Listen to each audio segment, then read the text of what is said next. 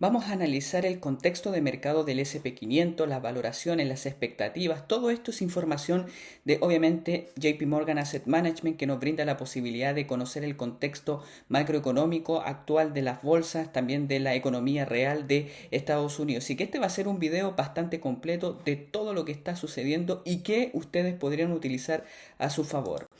Primero que todo, vamos a ver acá cómo está el contexto del SP500. Vemos que el SP500 ha subido más de un 912% en los últimos 29 años, pero ha tenido periodos donde se ha encontrado en un lateral, por ejemplo, entre la década de 1997 y el 2009, son casi 20 años donde los índices estuvieron sometidos a un lateral, luego una explosiva subida que terminó el año 2020, obviamente sabemos por qué, y luego otro impulso que también culminó el 2022. Actualmente estamos en una poderosa tendencia alcista que inició en octubre del 2022 con un 112% de revalorización. Hoy en día el índice SP500 cotiza cerca de las 21 veces beneficio y vemos que obviamente está cercano a los picos de 2022, incluso está muy cercano.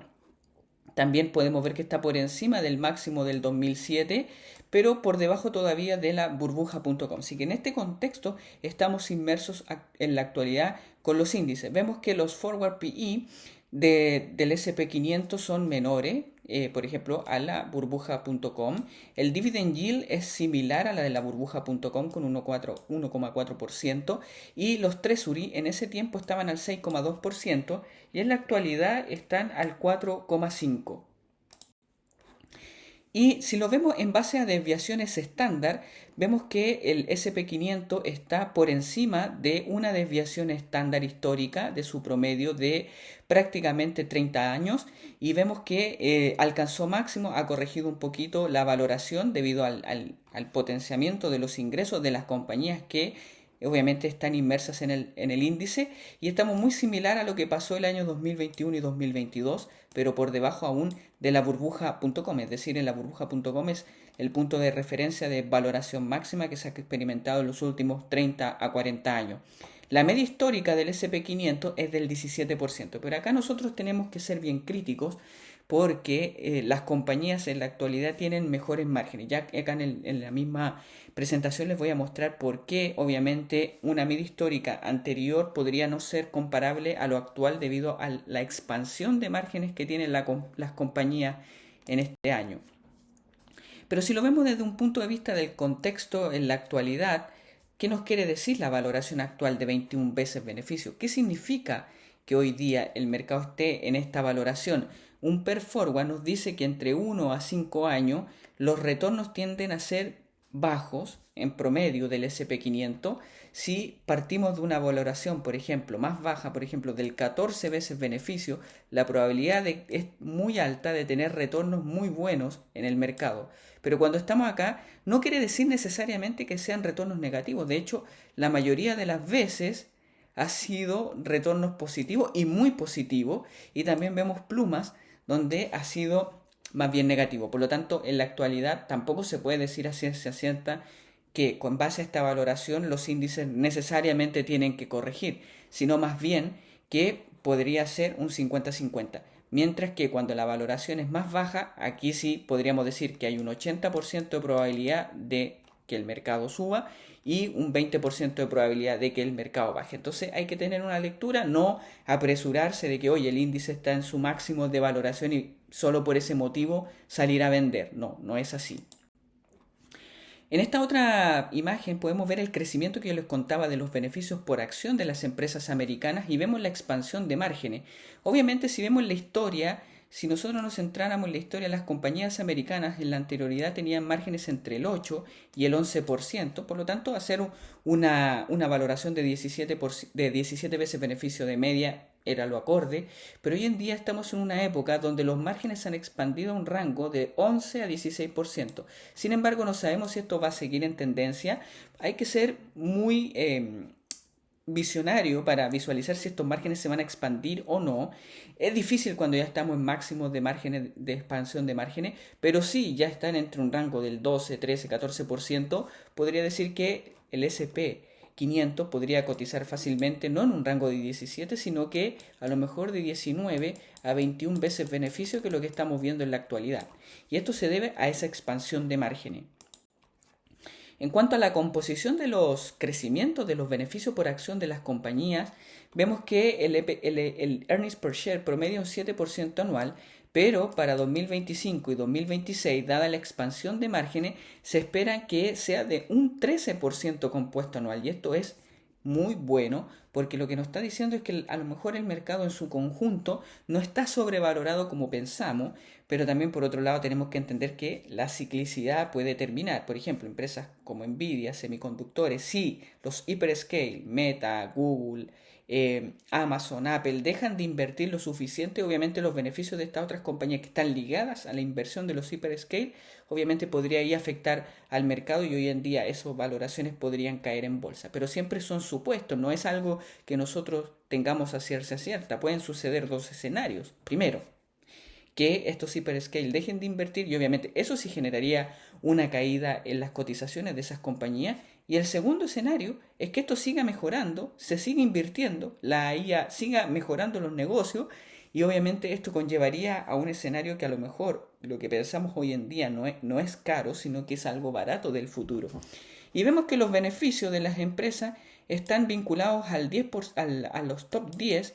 Vemos cómo los beneficios y la capitalización de mercado van de la mano. Vemos cómo han explotado los beneficios y también la capitalización de mercado. Aquí sí podría haber un pequeño ajuste, pero no es tan grave. Sería de un 10-15% si lo pensamos que obviamente esto se correlacionara en una razón de 1 con los beneficios y la capitalización de las empresas.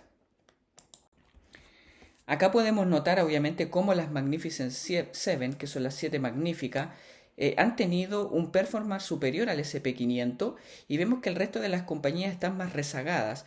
Vemos como el SP493, que no considera las 7 magníficas, está muy por debajo, y vemos también como el SP500 Equal Weight también está muy por debajo. Es decir, hay un aporte importante de los beneficios por parte de estas 7 magníficas. Pero también vemos que las compañías esperan que los crecimientos de las 7 magníficas siga siendo alto, sobre todo este año, pero aquí sale algo muy importante. Las compañías que no son las 7 magníficas esperan crecimientos también. Y esto podría impulsar el SP500, porque si las 7 magníficas siguen creciendo y adicionalmente le sumamos la otra parte del mercado, sería algo muy positivo que podría beneficiar a la bolsa y obviamente seguir este rally alcista. Recuerden que obviamente los mercados alcistas tienden a durar mucho más que los mercados bajistas. ¿Cómo está la distribución en percentiles, en dispersión? Vemos que obviamente Nvidia, Meta son las que más han subido en el último año. Tesla se ha mantenido y vemos que el SP500 está muy plano con respecto. Al final, todo el potencial de crecimiento de la capitalización del índice viene por este tipo de compañía: Alphabet, Nvidia, Microsoft, Meta, y alguna ahora sumándose todo el sector de semiconductores, Taiwan Semiconductor, vemos SanDisk, Qualcomm, Micron, que Micron alcanzó casi 1 trillón de capitalización. Así que si le sumamos eso y además todo el otro sector de todas las demás empresas, hoteles, restaurantes que lo han venido pasando mal. Voy a mostrar acá otras figuras relacionadas con el sentimiento del consumidor. Cuando está en mínimos, toda esta economía real se podría ver beneficiada. La concentración histórica del SP500, acá yo soy un poco crítico. Se dice que hoy el SP500 concentra hoy el 35% en pocas compañías, que son Nvidia, Apple, Alphabet, Microsoft, y vemos que hay algunas aquí farmacéutica que podría ser Eli Lilly, pero ya es prácticamente sector tecnológico. Pero ojo, hay países que están mucho más concentrados. Por ejemplo, el caso de Chile está muy concentrado en la banca, la capitalización del índice. En otros países como Arabia Saudita depende 100% del petróleo. El índice coreano, por ejemplo, está muy relacionado a los semiconductores. Entonces, sí, está bien, 35%, pero tampoco estamos hablando de una concentración extrema de un 60, de un 70%, sino que es de un 35%. Obviamente que si las tecnológicas, como les digo, los hyperscale dejan de invertir, obviamente esto sería un efecto en cadena para ese sector, y obviamente podrían haber otros que incluso ponderen el índice. Acá podemos visualizar, por ejemplo, cómo la inteligencia artificial está potenciando los negocios. Vemos que, por ejemplo, los AI, Related Industry Performance, vemos que los semiconductores son los que tienen mayor peso en estos momentos, un 18%, y una valoración de 24 veces beneficio. Pero ojo, que los semiconductores son semicíclicos, por lo tanto, una valoración que podría expandirse rápidamente o comprimirse muy rápido. Los hyperscale están a una valoración más alta incluso que los semiconductores, con un peso del 18%. El hardware, vemos que el sector tecnológico pesa casi más del 50% del índice. Si sumamos el software, estamos viendo que prácticamente tiene un peso muy importante. Vemos que la energía también, en todo lo que tiene que ver la inteligencia artificial, tiene un peso incluso menor, con 22 veces beneficio. Los metales y minería de 14 veces beneficio. Y el SP500 Equal Weight está cotizando hoy en día 16. El Equal Weight está pesando a 16 veces beneficio. Lo que nos habla de que el índice en su conjunto, solo el sector tecnológico es el que está pesando por encima, el sector de la energía y de los metales también, pero hay otros sectores bastante olvidados que podrían ser una oportunidad en estos momentos. Vemos acá, por ejemplo, el Value y el Grow. ¿Dónde está la oportunidad en estos momentos? Hoy en día el Value está con un descuento del 34% con respecto al Grow y se espera que el Value tenga unos crecimientos muy potentes en el futuro. Vemos que el consumo discrecional, que está muy deprimido, consumo discrecional, Nike, empresas como Lululemon, tenemos también Miniso, Papa John's, McDonald's, son empresas que de consumo discrecional, pero se espera que vayan a tener un crecimiento explosivo porque están en un mínimo de valoración. El sector tecnológico, el crecimiento viene más bien por la inteligencia artificial, y el consumo discrecional y el servicio son los que van a crecer más en los próximos trimestres. Vemos que también el sector de los materiales y la media del SP500 se espera que siga creciendo sólidamente los beneficios por acción año sobre año, que señale alarmista en estos momentos, al menos con los datos que tenemos, no. Lo que podría haber es que el sector tecnológico relaje su valoración, mientras que el sector value obviamente empieza a impulsar también el índice, y ahí obviamente la oportunidad podría estar por el lado de ese sector. En cuanto a la dispersión de variaciones del SP500, que este mide el spread de valoración en el percentil 80 versus 20, acá decimos que está en 18,9 veces, que es muy por encima de la media de 25 años, de 11, pero de 11. Ese es el punto, que 25 años los márgenes eran un 40-50%, entonces se podría justificar esa valoración. Esto indica, obviamente, a valores absolutos, que las acciones están muy caras versus las acciones baratas. Ese es el razonamiento también. Pero estas acciones que están caras tienen mejores márgenes que las que están muy baratas. Y lo que se podría ver es hay un pequeño acople, algo que obviamente haga que estas compañías, las que están muy caras, pasen a estar semi-caras, y las muy baratas pasen a estar baratas o dentro de su rango de valoración. Así que las estrategias value podrían tener una reflorencia, le digo yo, acá en los próximos meses. Riesgos, obviamente siempre tenemos. En estos momentos tenemos el conflicto entre Estados Unidos, Israel, Irán, que obviamente acá podemos visualizar que durante este año generó una caída del 9% en los índices.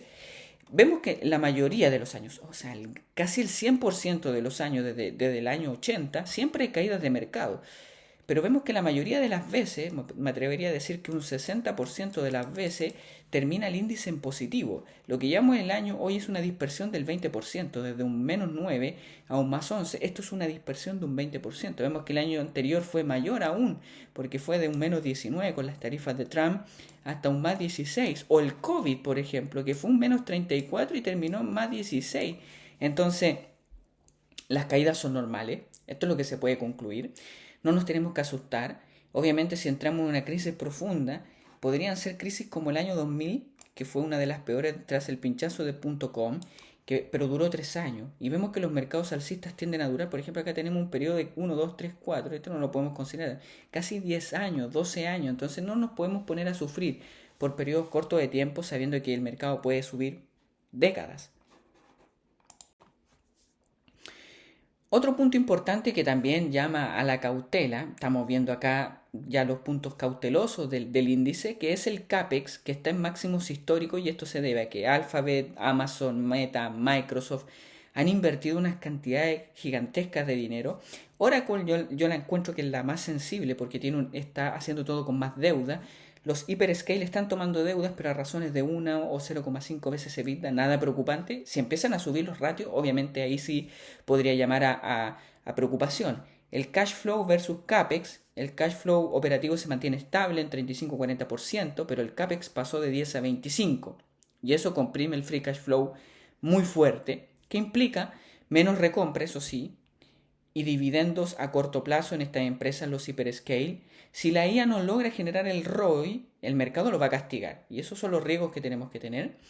Sobreinversión tipo burbuja de fibra óptica, lo que pasó en el 2000. Si tenemos excesos de data center, puede suceder esto mismo. Y oportunidad que en hacerte todo lo que sean los servicios de la IA va a dominar por décadas. Pero ahí hay que saber cuál va a ser. ¿Cuál va a ser? A diferencia con el 2000, las teleco quebraron en esa época. Las hyperscale tienen márgenes del 30 a 40% y ya monetizan la IA a través del servicio de cloud, ADS, suscripciones. El riesgo de quiebra es sumamente bajo en los hyperscale, pero sí las empresas cíclicas pueden caer su valoración si se detiene un poco la inversión. ¿Cómo se ha ido integrando la IA en cada sector? Vemos que obviamente el sector tecnológico es el que es más se ha adoptado, el sector financiero también, y vemos que las tareas, por ejemplo, de GPT-2 eran 160 minutos y vemos que hoy en día Cloud Mythics es de 20 minutos. Vemos acá cómo se está llegando a un nivel exponencial, pero esto no sabemos qué límite tenga. La adopción por sector, el sector de información de un 43%, el profesional un 39%, el finance un 31%, los servicios educacionales un 31%, pero acá no es que se haya reemplazado el humano, simplemente se utilizan estas herramientas como apoyo, como más producción, es decir, si antes nos demorábamos 3 meses en hacer una tesis, 2 semanas, ahora nos podemos demorar 5, 4, 3 días, poniendo a la IA también como apoyo. El sector del real estate, 25%, el sector del healthcare, 19%, y entretenimiento, 16%. El entretenimiento tiene que ver más con experiencia física y ahí, bueno, la IA puede ayudar mucho en los booking, por ejemplo, a booking, a empresas hoteleras, a mejorar sus procesos, etcétera. Pero vemos que obviamente el sector de la información es en el cual más se ha adoptado la IA.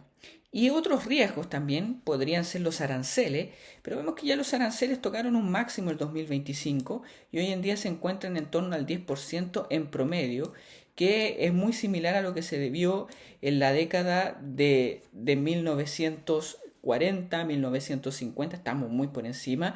Los aranceles se han perjudicado a empresas sobre todo de consumo discrecional relacionado con la ropa, importaciones desde Vietnam, desde China, desde el sudeste asiático en general.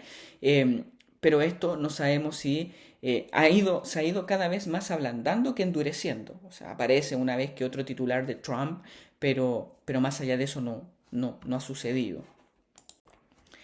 La salud financiera del consumidor, muy importante, muy importante.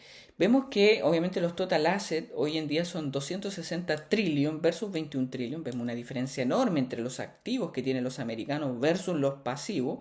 Pero obviamente hay pasivos sensibles, como por ejemplo vemos los student loans que representan un 9% de los liability, los auto loans que representan un 7% de los liability. Esto se puede traducir en el Debt Service Ratio, que dice que el pago de la deuda en mínimos históricos, 9,5% del ingreso. El consumidor no está sobreendeudado a niveles de 2007-2008, importante, y tiene un colchón para los shocks. Otro punto importante, la morosidad temprana de más de 30 días, el delincuencia ha subido en autos y tarjetas de crédito, en consumo no indispensable, pero está desde niveles muy bajos. No es una alarma sistémica de momento, y eso hay que entenderlo. Yo he visto mucha alarma en redes sociales con todo lo que estaba diciendo, ¿no? Que los créditos se disparan, oye, pero primero los datos, después, obviamente, han habido incrementos, pero que partimos de un punto muy bajo porque en el 2020, 2021 y 2022 la gente no tenía dinero para, o sea, tenía mucho dinero que no podía gastar por estar encerrado y ese dinero ahorrado lo utilizaron para pagar esa deuda. Entonces, bueno, se empieza de nuevo a incrementar este nivel de deuda, pero todavía no es nada alarmante. Primero, es un consumidor sano, hay alta dispersión, el lujo premium está mejor posicionado, el dólar subprime podría tal verse algún tipo de deterioro, sobre todo en empresas asociadas a rentacar, ahí podría haber algún tipo de miedo. Y no hay una subida del debt service ratio, por lo tanto no hay recesión todavía en el consumo. Lo que sí es el índice de confidencia del consumidor, que está en mínimos históricos. Acá no se aprecia en la figura, pero por aquí debería estar cercano a valores de la década de los 80 o del 2008 o del 2011 con la crisis europea. Pero siempre el retorno, cuando está en mínimo, el retorno posterior que se muestra acá, es siempre de doble dígito. Y eso es algo importante, porque este índice del consumidor mide cómo se siente el consumo sobre la economía personal. Y cuando está en mínimo, el gasto discrecional se desploma. Y por eso vemos Yo, Lululemon, lo que yo comenzaba, mínimos históricos. Pero es una señal contraria para el SP500. Cada vez el sentimiento tocó mínimos, los retornos a 12 meses fueron muy buenos. Ahora han sido por el sector tecnológico. Pero la pregunta es, ¿y se empieza a recuperar este sector? Empresas de consumo discrecional podrían ser una oportunidad en estos momentos. Por ejemplo, retail, Nike, Lululemon, porque Amazon tiene una parte, también autos, General Motors, Ford, Tesla, viajes, Airbnb, Booking, Witham, Marriott, el lujo, restaurantes, Starbucks, McDonald's que vienen con down trending, puede cambiar. Por lo tanto, aquí podría estar la oportunidad para los próximos 12 a 18 meses si el índice consumidor empieza su recuperación. En cuanto a lo que pesa el SP500 a nivel global, podemos notar cómo el índice SP500 hoy en día pesa mucho más, ha ganado mayor capitalización y todo esto al sector tecnológico y ha habido un desacoplamiento con Europa y con los mercados emergentes. Por lo tanto, los mercados emergentes pesan mucho menos de lo que pesa Estados Unidos. Por lo tanto, cuando se dice estoy comprando el MSCI World para estar bien diversificado, en realidad estás comprando casi un 60% del SP500. Uno tiene de diversificación no se tiene mucho, por lo tanto vemos que mayor peso americano al final se está concentrando toda la inversión dentro de las compañías americanas asociadas a la inteligencia artificial. Las valoraciones por región, Estados Unidos está obviamente muy por encima de la media, vemos acá, pero con mejores márgenes. Vemos que Japón está dentro de su media histórica, ni muy caro ni muy barato. La eurozona también cerca de su media, los mercados emergentes también, y China está también dentro de su media. No se aprecian mercados tan baratos. Vemos que en Estados Unidos el sector que está por debajo de su media es el sector del healthcare. El sector de las utilities está por encima de la media. Vemos que el consumo discrecional está por encima de la media, pero ojo que el consumo discrecional, como es semicíclico, cuando está en máximos de valoración es cuando se compra, porque después los beneficios aumentan y la relación precio-beneficio se consume. Y para finalizar, el truco imposible de la bolsa es obviamente a mayor rango, 20 años, casi no se pierde dinero. A 10 años la probabilidad de perder dinero es menor al 1%. En un rango de 5 años incluso es de un 2%. Solo especulando a corto plazo es cuando tenemos la mayor probabilidad de perder dinero. ¿Y ustedes en qué lado están? Déjenmelo saber en los comentarios. Denle like a este video, suscríbanse al canal y activen la campanita de notificaciones para, obviamente, que cuando yo suba un nuevo video a YouTube les avise. Nos vemos y buena inversión. Hasta la próxima. Chao.